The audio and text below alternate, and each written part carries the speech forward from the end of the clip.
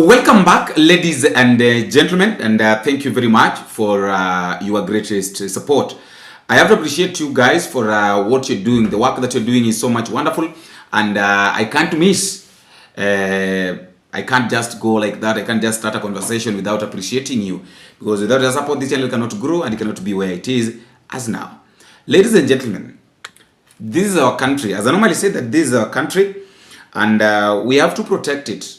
No matter what happens, no matter what these people are planning, we have to say things as they are. And that is why in this video, I want us to talk as Kenyans. Why have I started by saying that this country is ours and we have to protect it at all cost?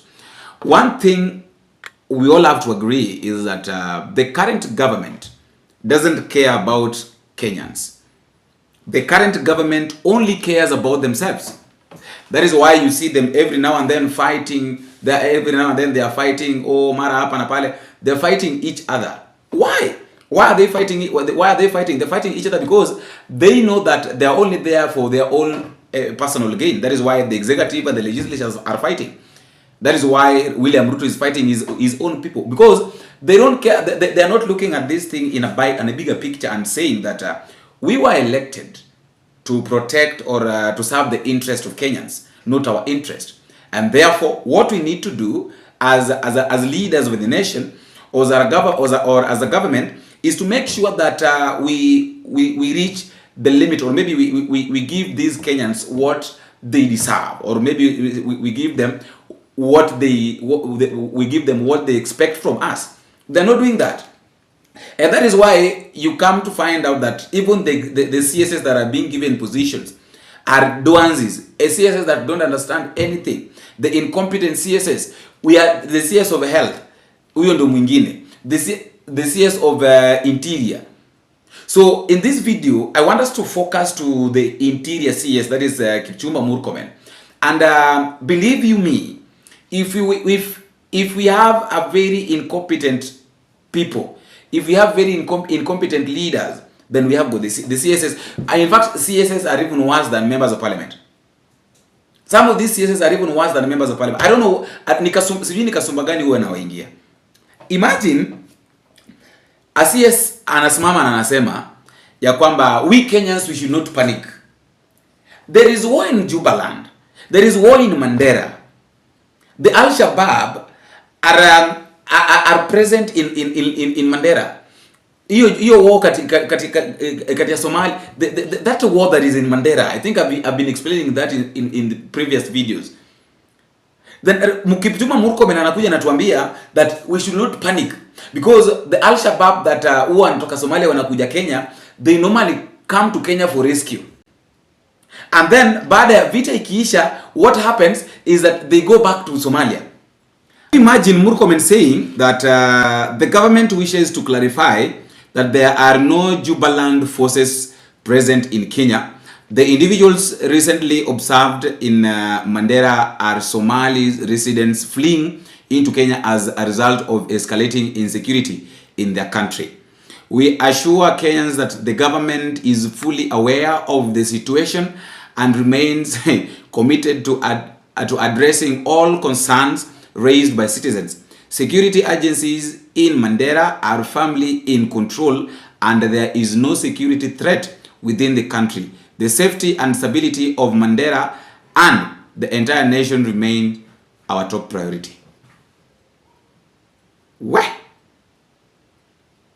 Kusha sisi. Internal security na other departments tunafanya kazi pamoja.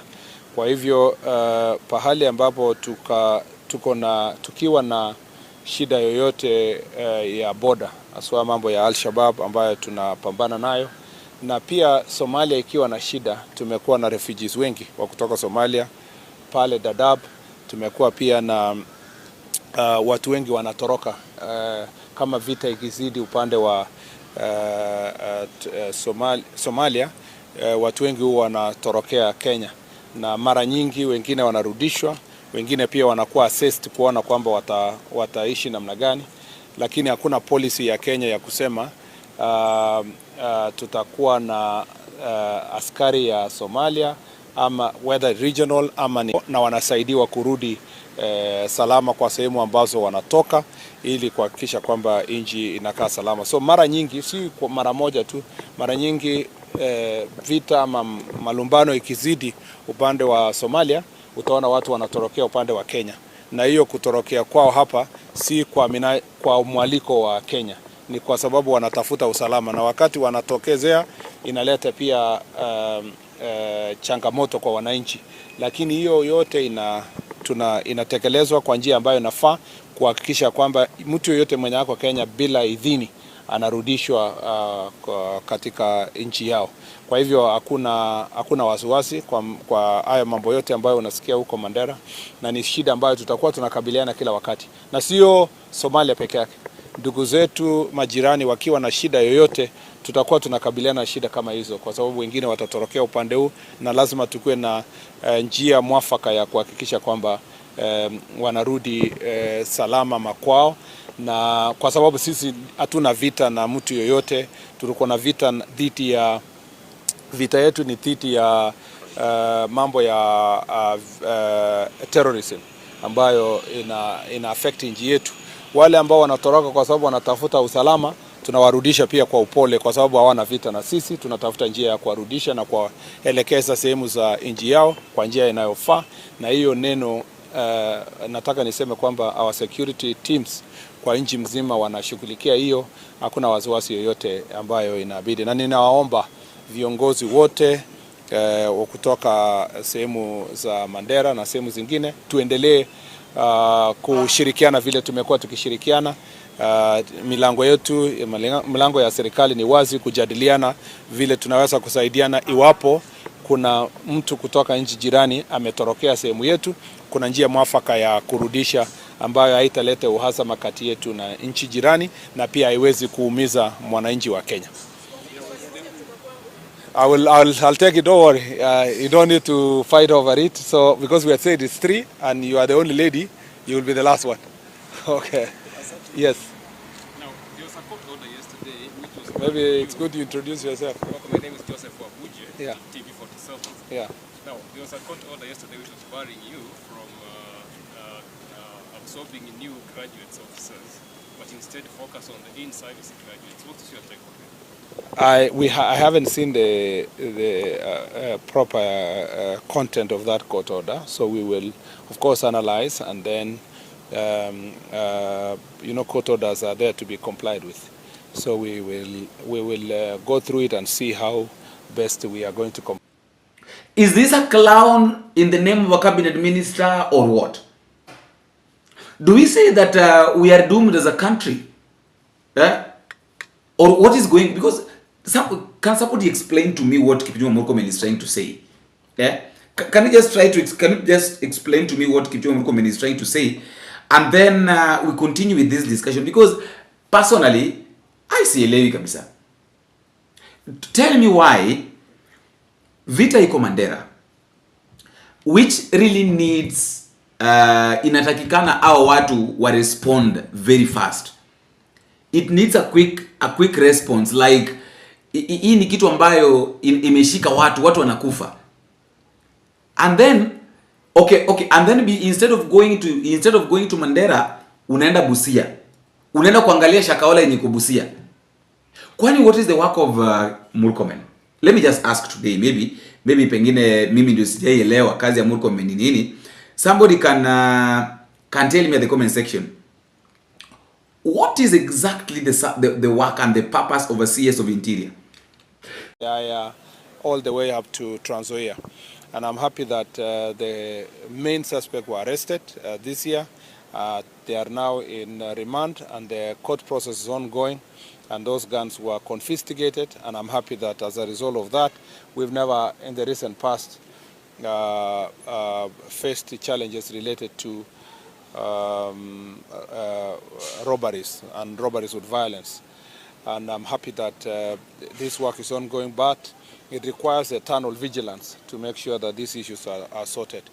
On the question of illegal fishing in the lake, of course we continue making sure that the fishermen who are fishing in our lake are using the right nets, they are doing the right, they are licensed, and the ministry responsible, which is for maritime affairs, is doing everything to ensure that the fishermen are also sensitized on the best methods of fishing. We also know that there have been in the past complaints from fishermen from Kenya in relation to being harassed by security officers from neighboring country. I'm happy that since the advent of the Coast Guard, most of these issues have been sorted through cooperation with our counterparts from the Uganda, and some of these few errant officers who were harassing our fishermen have since some were arrested, and we thank the Ugandan government for cooperating with Kenyan government to make sure that the fishing in the lake is peaceful. We still have challenges because of the vastness of the lake, and the security brief I've received requires that we increase our presence in the lake by ensuring that we invest in more equipment, including boats, but also in terms of personnel. And as we go into the recruitment period, we will put into consideration this very important team of Coast Guard to make sure that the lake is secured, and we have a working partnership with our friends in Uganda. I must say that most of the success we have achieved on security issues in such a border county was because of the good working relationship with the government of Uganda. We want to thank the regional district commissioner of Uganda on the across the boundary for the cooperation he has with our county commissioner, and we want to believe that as we go ahead, as Kenya and Uganda and as East Africa community gets greater solidification, we will also harmonize our legal framework to make sure that those things that are illegal in Kenya are also illegal in Uganda, and vice versa. Because sometimes we are here enforcing law on certain, say, illicit brews or any other offense, which may not be an offense on the other side of Uganda, and then becomes a challenge because it's one community living as a cross-border. Other than that, there is a major working relationship. There is a good working relationship in our interagency, which includes KEBS, it includes KRA, Immigration Department, and all these parties are helping us to make sure that there is proper enforcement so that Kenyan government does not lose revenue by smuggling of goods, and also smuggling of contrabands does not harm the people of Kenya, especially substandard goods and counterfeits that are going to injure the business and businessmen, businesswomen, and businesses of Kenyans and Ugandans as such. We believe in good working relationship, and we have this continuous collaboration with Uganda government, and we have sector working groups. We have good collaboration. As you know, President Museveni was here just a few weeks ago actually, and this cooperation is helping us to make sure that we deal with security issues which are cross-border. Thank you very much. I will take 3 questions. Yeah, so introduce yourself and then start from here. Mimi naitwa Yaya from Radio Jambo. Tuko na tetesi kwamba tuko na wanajeshi wa Juba katika taifa la Kenya. Labda kama waziri wa usalama ndani tuko na hilo swali. I think hiyo swali ya kuhusiana na security kwa Mandera, nadhani tungeweka maanani zaidi leo mambo ya hapa Busia, lakini kwa sababu ni border, unajua kwamba mambo ya border security ni mambo ambayo tunashughulikia pamoja kama multi-agency, Department of Defense, Internal Security na other departments tunafanya kazi pamoja. Kwa hivyo pahali ambapo tukiwa na shida yoyote ya border, haswa mambo ya AL-SHABAAB ambayo tunapambana nayo, na pia Somalia ikiwa na shida, tumekuwa na refugees wengi wa kutoka Somalia pale Dadaab, tumekuwa pia na watu wengi wanatoroka. Ni kwenda kuangalia watu wa Shakahola. Ni kwenda kuangalia Shakahola ambayo imeanza Busia. And then when he's asked the issue of Juba and Mandera, he's brushing it off as if it is nothing. Should we say that the key of Al-Shabaab's getting in this country is with somebody in the broad-based government or in this government of William Ruto, and they don't want to mention the person? Because why do they, mbona wanaogopa? No, I just want to know, mbona wanaogopa? Seriously, mimi kusema kweli, I've never seen such a guy. I've never seen somebody who reasons like this. You know, hata we mwenyewe, if you really try to resonate with the Kipchumba Murkomen, ukijaribu kusikiza jinsi ambavyo anazungumza, and then you weigh yourself, you put yourself in his shoes, like you'll be like, God damn it, who is this guy? How is this guy behave? How is this guy reasoning? Is he okay? Because mtu mwenye ako sawa hizi akareason hivi. Truth of the matter is, somebody mwenye ako na akili timamu cannot reason like this. Hawezi akareason hivi. Cannot. No, you can't reason like. Ati kumekuwa na vita. Kuna watu wako na vita, kuna vita Somalia. So simply because there is war in Somalia, these people are coming to Kenya for the rescue, and then unasikia anasema kwamba these guys, after the war, we take them back. Can you take a terrorist back to a place? A terrorist has come to attack, he has come to raid your territory.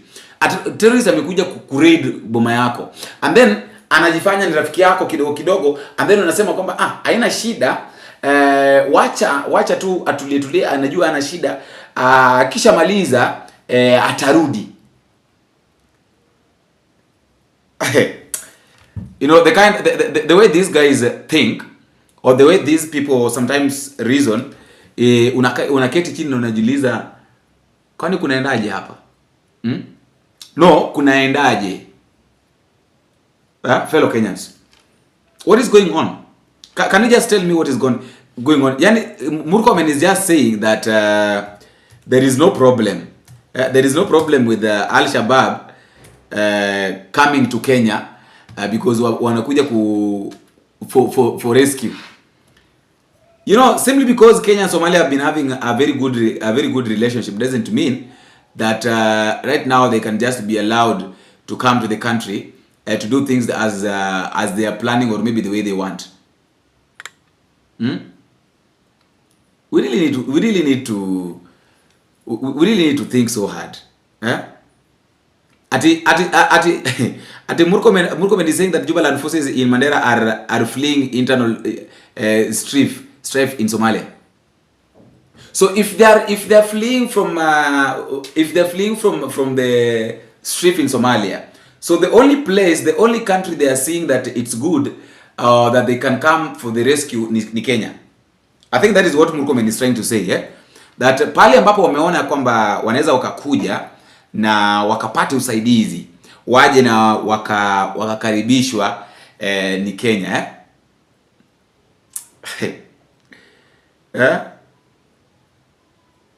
And it's like right now, this guy is trying to tell us that right now Jubaland force in Mandera, they're like refugees fleeing from Somalia. So it's like, okay, why can't they be taken to the refugee camp around? I think one of the refugees, I was looking at the refugee camps, and one of the refugee camps that are within there that refugees can join, it's called Kakuma. So Murkomen, why can't you organize this Jubaland force? Because you say that you've said very well that they are running from the attack. They are just running from attack in Somalia, attack from the Al-Shabaab. So when they are in Mandera, they are like refugees. Of course, when you run because of war and all that, you are a refugee. So Murkomen, take these Jubaland forces to Kakuma refugee camp, so that at least they join other refugees who are living there.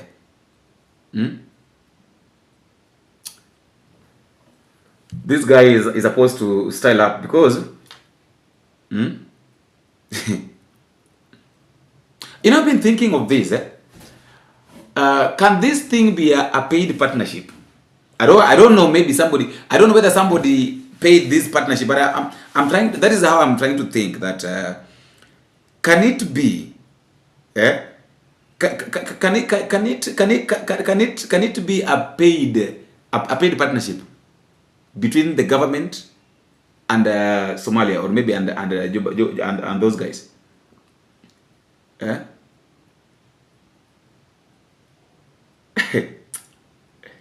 Where? Yeah.